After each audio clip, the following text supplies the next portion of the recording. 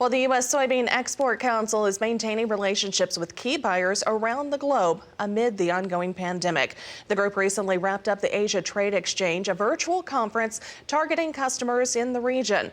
And USSEC CEO Jim Sutter joins us now for an update on that event. And Jim, as always, thanks for taking the time to chat with us today. So what can you tell us about the recent trade exchange, the conversations that took place? Well, Janet, thank you so much. It's great to be here with you, and it's great to have the opportunity to talk to you about what we've been doing.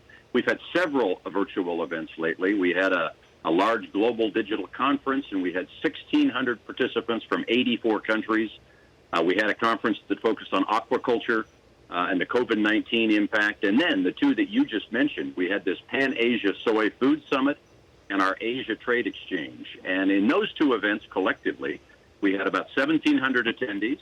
We had a great introductory video that was put together by Secretary Perdue, where he talked about the U.S. soy advantage. We had Undersecretary McKinney live involved. He made comments, and then I had the opportunity to do a little Q&A with him.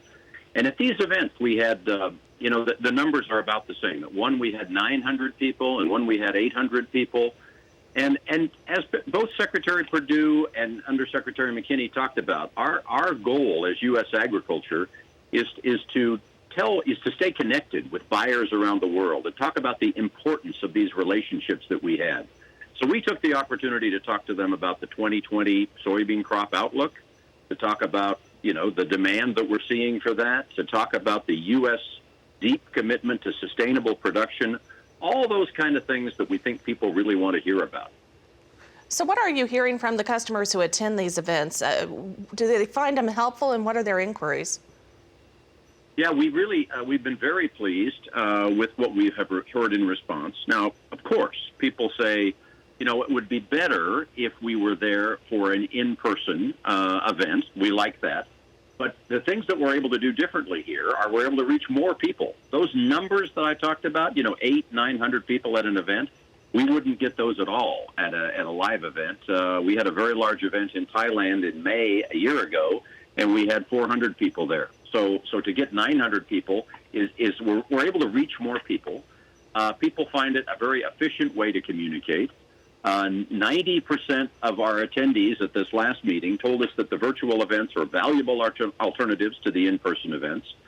They commented on the fact that they're cost-effective, efficient, save them time.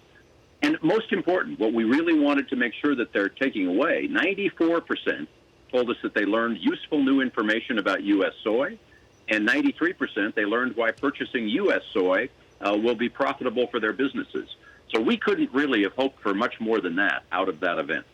All right. Well, Jim, thank you very much for the update. We appreciate it. U.S. Soybean Export Council CEO Jim Sutter on the phone with us today from Chesterfield, Missouri.